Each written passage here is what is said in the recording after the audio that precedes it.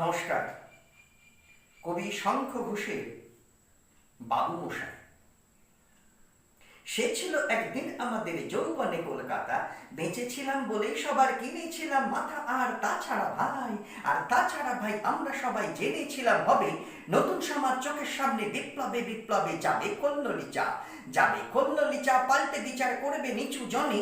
কিন্তু সেদিন খুব কাছে নয়, জানেন সেটা মনে মিত্র বাবু মশাই বিষয় আশায় বাড়িয়ে যান, তাই মাঝে মধ্যেই ভাবেন তাদের নুন আনতে পান্তায় নিত্য ফুরোয় যাদের সাদাল্লাদের শেষতলা নিটুকু চিরটাকাল রাখবে তাদের পায়ের তলার কুকুর। সেটা হয় না বাবা বলেই থাবা বাড়ানো যত বাবু কার ভাগে কি কম পড়ে যায় ভাবতে থাকেন ভাবুক। অমৃত্যু চড়বে অলপে ঝড়ের জলের ধারা, বলেন বাবু হা বিপ্লবের সারমাটি সাহারা। কুমির কাঁদতে থাকে আয় আমাকে নামা নামা বলে।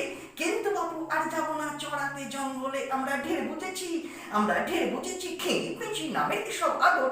সামনে গেলেই ধরবে মুখে প্রাণ ভরে, তাই সাধু তুমি সে বন্ধু না যে দুধু না জলে হাজার চোখে দেখতে পাবে তাকে, সে কি যেমন তেমন লোকে। তাই সব আমাত্ম পাত্র মিত্র এই বিলাপে খুশি, শরীর খানায় কেবল সত্য আত্মসবই ভূষি। ছিছি হায় বেচারা শুনুন যারা মস্ত পরিত্রাতা, এই কলকাতার মধ্যে আছে আরেকটা কলকাতা। হেঁটে দেখতে শিখুন ঝরছে কিখুন দিনে রাতের মাথায়।